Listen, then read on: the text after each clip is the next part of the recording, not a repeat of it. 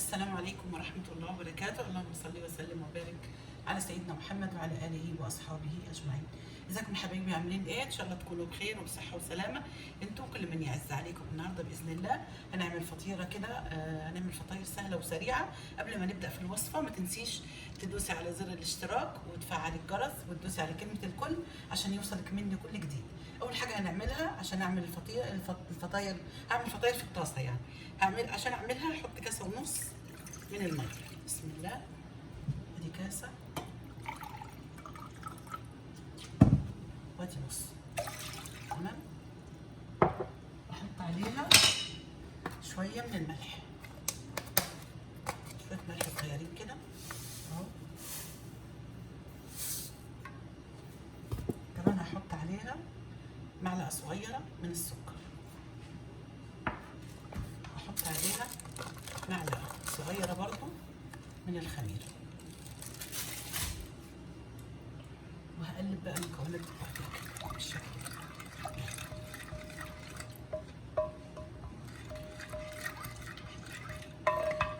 احط عليها شويه من الزيت، وبعد كده ابدا انزل بالدقيق بتاعي. بسم الله، واقول بسم الله وانزل بالدقيق شويه بشويه. بسم الله الرحمن الرحيم، واحده واحده كده احط الدقيق بالتدريج.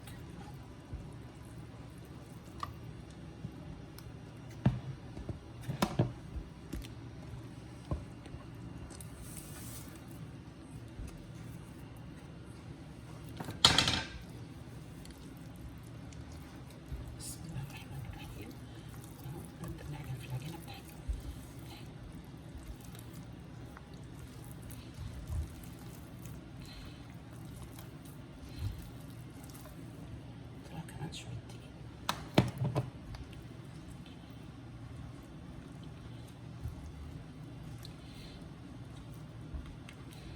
اكمل العجن فيها بقى. ارجع له حبيبي بعد ما عجنتها كده، انا عايزاها اتدلكها كويس.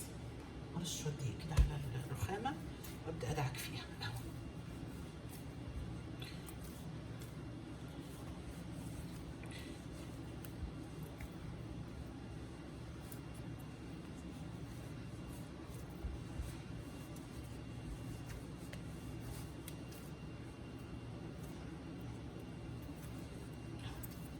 خلي العجينه لحد ايه ما تخلع من ايديكي خالص وتكون تمام التمام. تمام،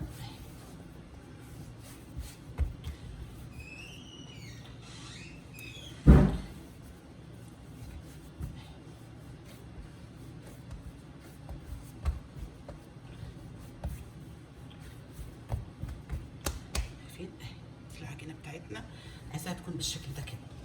احطها هنا، اسيبها لحد ما تريح شويه، اغطي عليها وارجع لكم عشان نشوف هنعمل ايه كده.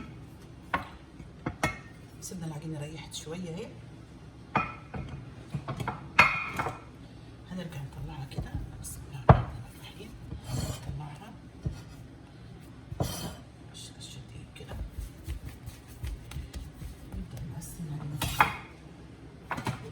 بالشكل ده.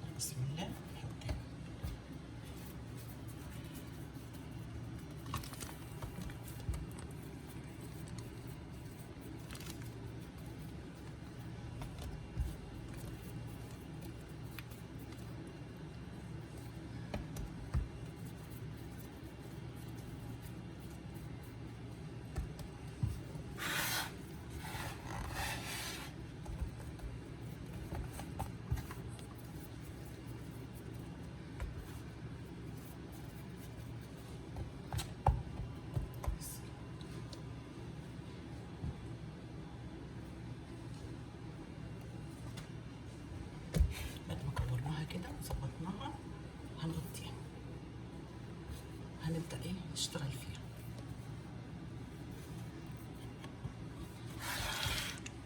هجهز بقى الحشوة بتاعتي. جهزت للحشو، عندي هنا جبنة موزاريلا وكمان عندي جبنة مطبوخة، هخلطهم مع بعضيهم بالشكل ده كده. الجبنة الصفراء مع الجبنة الموزاريلا هعمل لها خلطة كده مع بعضيها، عشان احنا عارفين الجبنة الموزاريلا بتبقى دلع شوية، فانا عايزاها تكون ايه، تكون ليها طعم كده يعني ايه مزز شويه. مع الجبنه المطبوخه انتوا عارفين بتبقى كويسه. خلاص بعد ما خلطناهم مع بعض كده اهو بالشكل ده، هركن الخلطه بتاعتي على جنب واوريكم انا جهزت ايه عشان نبدا نفرد العجين. معلقتين سمنه سخنتهم في الميكروويف، احط عليهم شويه زيت، حوالي كده ربع كاسه او ملو فنجان من الزيت، وهقلبهم مع بعضهم. تمام اهو هركنهم على جنب كده. هقول بسم الله وابدا احط العجينه بتاعتي اهو. هاخد اول واحده، بسم الله الرحمن الرحيم، هحط العجينه كده. هاتيلي النشابه الكبيره هنا، ارش شويه دقيق وابدا انشف بالشكل ده.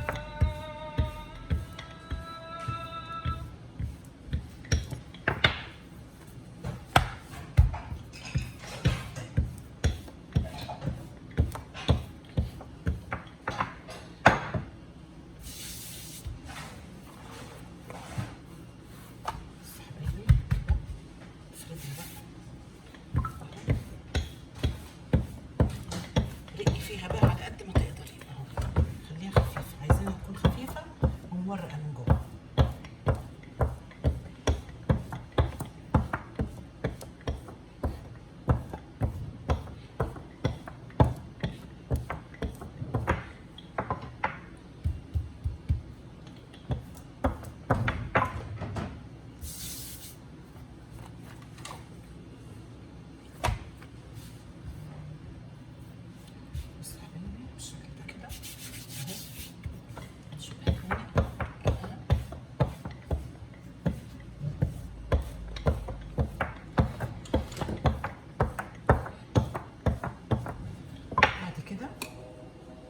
هبدأ ان انا ارش عليها من السمنه والزيت اللي انا عاملاها.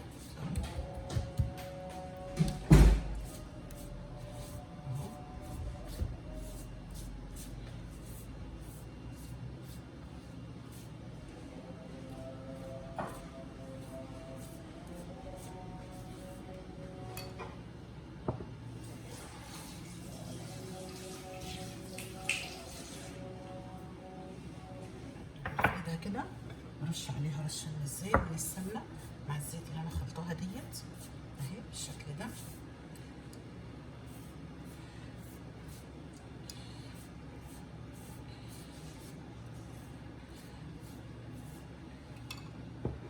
احط عليها الحشوه اهي، واجيب دي كده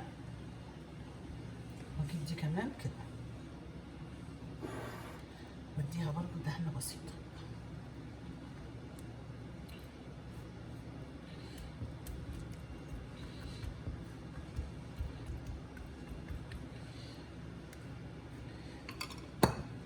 واجيب دي الطرف ده هنا كده.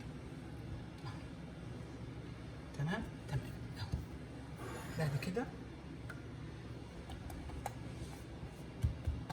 هديها رشه برضو وابدا الفها من هنا كده بالشكل ده.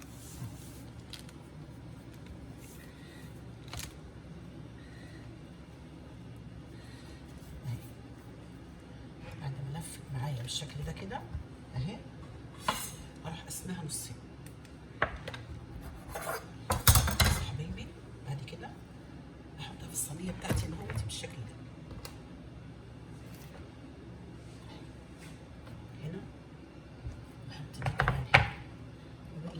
بسيطه من السمنه. اكمل بقى كل الكميه وارجع على النار، واديها دهنه زيت على سمنه، وابدا احطها بقى هنا بالشكل ده كده. بسم الله.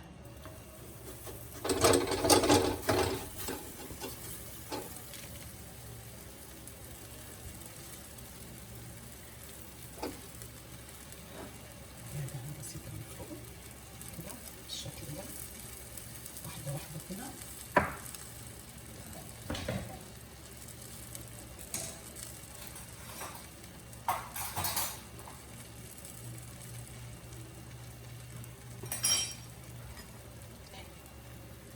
لفها كده شويه،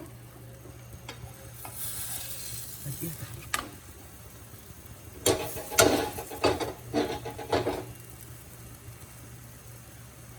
شايفين بدأت تنفخ اهي، واحده واحده كده.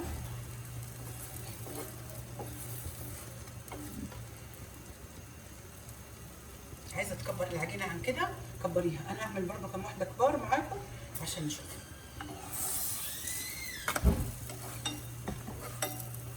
بس النار على الاخير، خليها تستوي براحتها.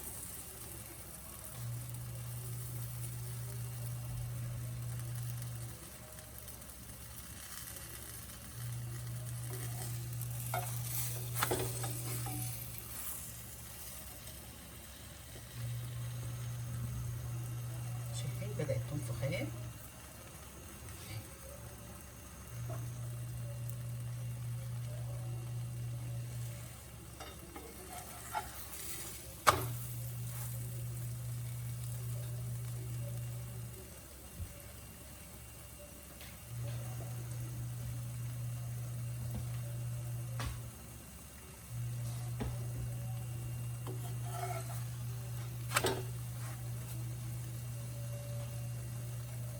بص يا حبايبي اهي كده كمان، لسه شويه.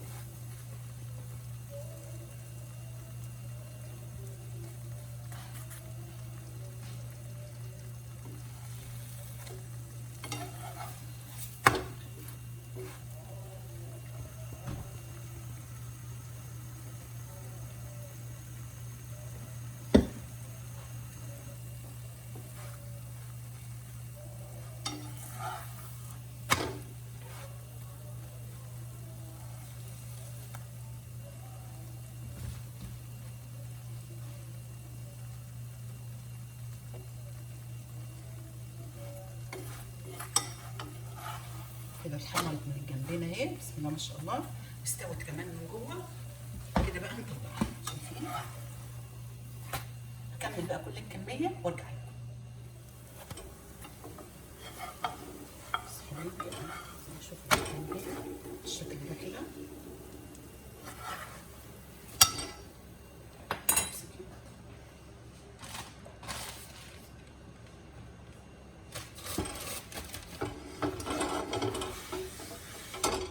طلع دي عشان ايه؟ لو في دقيق ولا حاجه ما يتحرقش الفطيره دي بعد. تمام. بعد كده بديها دهنه كده من السمنه تاني، بحط الفطيره كده بالشكل ده كده.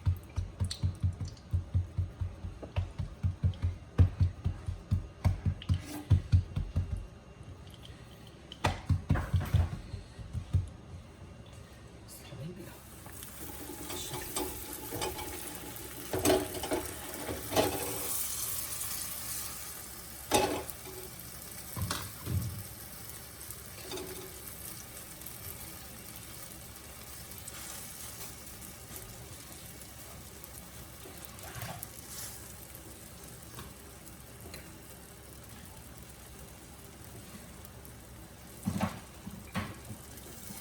بص على حرفها كده، لقيتها لسه ما اتحمرتش كويس، ما بقلبهاش دلوقتي، استنى عليها لما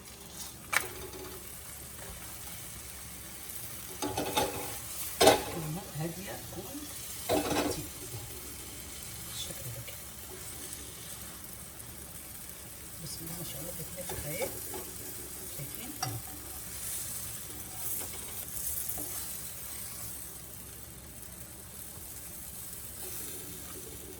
بس من هنا